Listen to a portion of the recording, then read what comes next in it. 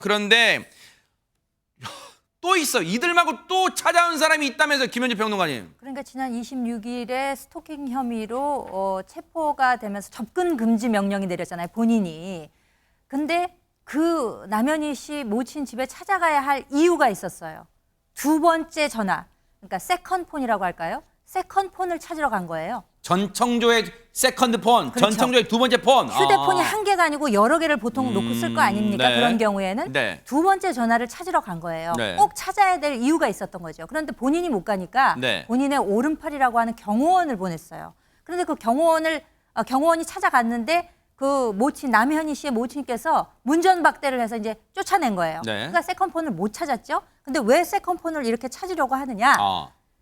이게 사실상 전청조의 금고나 다름없다는 거예요. 전청조 모친의 공인인증서가 깔려 있는데 모든 금융거래를 이 폰으로 했다는 거예요. 네. 이게 없으면 안 되는 거죠. 네. 그러니까 이게 없으면 거의 뭐 빈털털이나 다름없다. 그래서 이 전화를 찾으러 경호원이 갔던 것입니다. 네. 자, 지금 희대의 사기극 이 말로도 부족할 것 같아요. 지금 전청조 남현희 씨를 둘러싸고 지금 진행되는 일련의 어떤 터져나온 얘기들이요. 그런데 보세요. 온라인에 지금 한 영상이 누리꾼들이 지금 시끌벅적하다는데 그 내용이 뭔지 최정아 기자님이 좀 쉽게 설명을 해주세요. 네, 어제입니다. 커뮤니티에 이 강연을 하는 전청조의 모습이 담긴 영상이 공개가 됐습니다. 바로 이 모습인가 봐요. 영상인데요. 이 전청조가 무엇인가 이 화이트 보드에다가 막 뭔가를 그려요. 그러면서 설명을 하는데 나는 여기서 또 돈을 벌지라고 하면서 뭔가 수익 구조를 이 사업 관련한 이야기를 하기 시작합니다. 네. 왜냐하면 얘가 여기로 들어왔으니까라고 하면서 마치 자신의 이야기를 들으면 돈을 쉽게 벌 수 있을 것처럼 사람들을 현혹시키고 있습니다. 네. 전청조가요 수강생들에게 이야기를 하다가 나 좀 사기꾼 같은데? 라고 하면서 웃으니까 그 모습을 본 수강생들이 따라서 웃는 모습도 보여지거든요. 자기가 자기 스스로를. 네, 그렇습니다.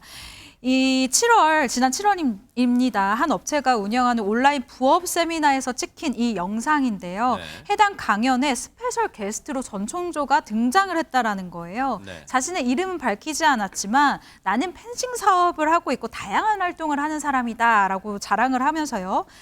P 호텔의 후계자다라고 거짓말을 또 합니다. 그런데 이 수강생들 중에요. 실제 피해자가 있었어요. 이 피해 수강자가 880만 원을 뜯겼다고 하는데요. 네. 일단 자신이 재벌 3세라고 소개를 하고 또 미국 유명 IT 회사의 대주주라고 설명을 하더라. 나이가 네. 어린데 정말 대단하다. 언변이 너무 좋았다라고 당시를 돌이켜봤습니다. 네.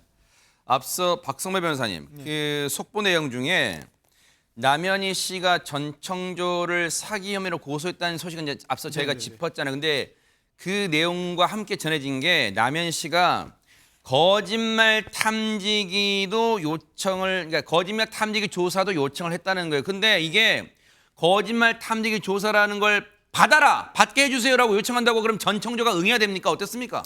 거짓말 탐지기 조사는 일종의 임의 수사라 그 대상자가 허락한 경우에만 실시하고 있습니다. 남현희 씨가 전청조와 자신에 대한 거짓말 탐지기 조사를 요청했는데 전청조가 응할 수 있다면 거짓말 탐지기 검사를 실시하고 자신도 자진해서 거짓말 탐지기 조사를 받겠다는 것입니다.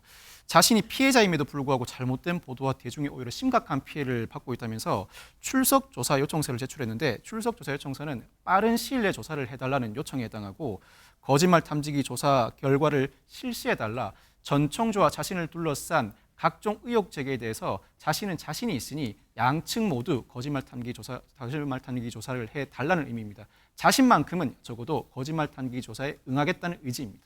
자, 오늘 전청조를 전격 체포해서 신병을 확보한 건 앞으로 전청조에 대한 수사 첫 단추를 끼운 거예요. 장윤미 변호사님 40초 드릴게요. 앞으로 혹시 수사 과정에서 전청조와 남현희 씨 대질 신문 과정도 있습니까? 있을 수 있습니까? 어떻습니까? 있을 수 있습니다. 하지만 대질 수사를 하는 것을 수사기관이 당사자들에게 강요할 수는 없습니다. 그래요? 그런데 지금 남현희 씨가 제출했다는 고소장 내용이 속속 보도가 되고 있는데 강력하게 대질 수사를 요청했다라는 것이죠. 그렇다면 이 대질 수사 요청에 대해서 이 경찰이나 검찰이나 이 전청조에 대해서 의사를 타진해 볼 수는 있을 것이고요. 저는 그 성립이 될 가능성도, 왜냐하면 워낙에 언변이 좋고 본인의 과시를 하는 욕구가 있기 때문에 대질 조사가 이루어질 가능성도 상당히 높아 보입니다.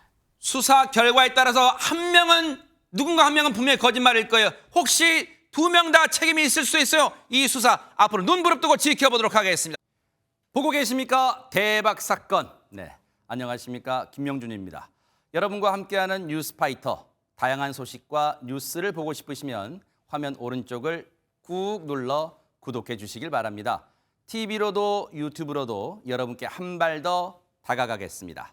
MBN 뉴스와 뉴스파이터를 사랑해 주셔서 고맙습니다.